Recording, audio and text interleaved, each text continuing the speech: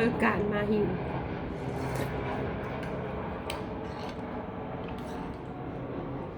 แซ่บแซ่บ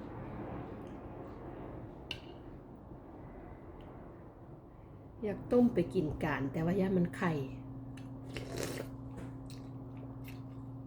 โมย่านเลยเนาะไข่อีหลี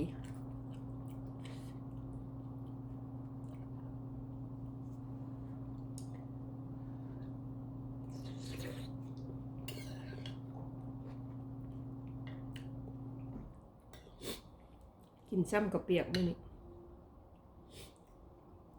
พอกับลูกเขาเช้ากินแล้วเขากินมื้อเดียวแล้วเขาก็เปลี่ยนกินอาหารใหม่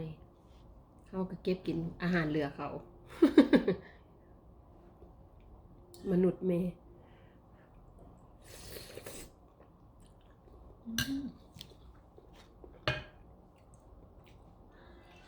เหนียวค่ะ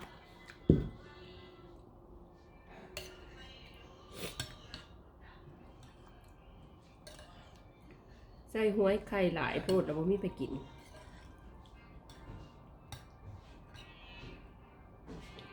ว่าคนซื้อบักหลายนี่คนสามพ่อลูก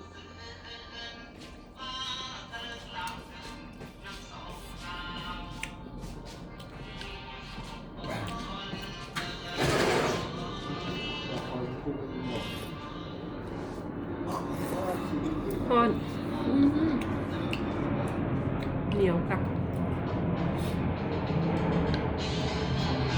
ขั้นเส้นพอดีงามนวดดู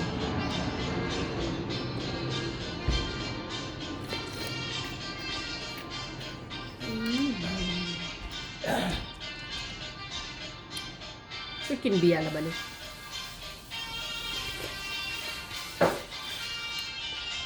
โอ้จะฟังหมอลำบ้านี้ม่วน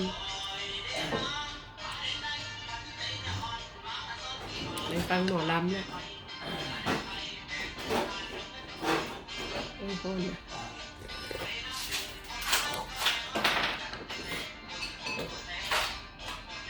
อยากใส่บักเพชรอีกกับบักก้าเก็บกระเพาะ